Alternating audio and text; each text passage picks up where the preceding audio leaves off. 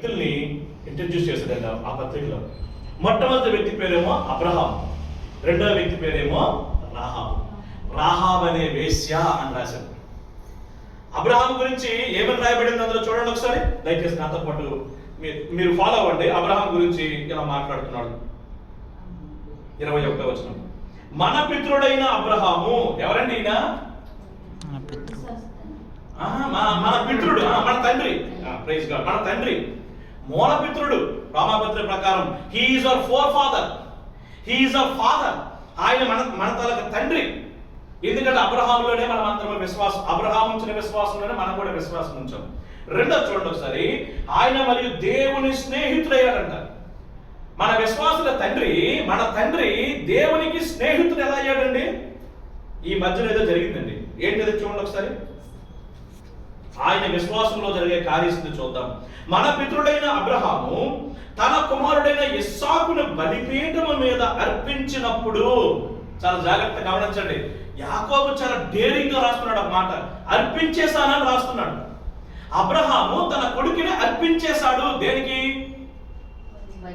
బలిగా అర్పించేశాడని రాస్తున్నాడు. కానీ నిజానికి బలిగా అర్పించాడా? అర్పించడానికి, ఆయన్ని చంపడానికి, బంధించి వధించడానికి కత్తి ఎత్తినప్పుడు అప్పుడు దేవుడు మాట్లాడి అబ్రామా కుమారుడి మీద నుంచి అని చెప్పాడు. కానీ ఇక్కడ జాగ్రత్త చూడండి, యాకోబు మాత్రం అర్పించాడు అని క్లియర్ గా రాశాడు. మీరు హెబ్రీ గ్రంథంలో కూడా మీరు చూస్తే ఖచ్చితంగా అర్పించాడు అని రాయబడింది. అంటే దేవుడు ఏమని ఫిక్స్ చేస్తున్నాడు? హృదయంలో చంపేశాడు తన కొడుకుని.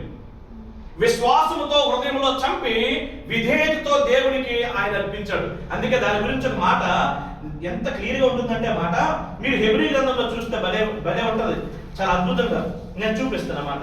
నిన్న ఈవినింగ్ మా గ్లోరీ వదిలితో ఆ మాటను డిస్కస్ చేశాను.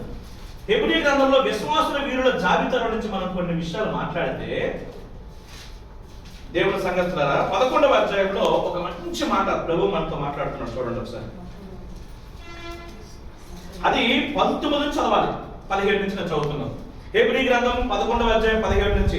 అబ్రహాము శోధించబడి విశ్వాసమును బట్టి ఇస్సాకును బలిగా అర్పించును. విశ్వాసమును బట్టి ఇస్సాకును బలిగా.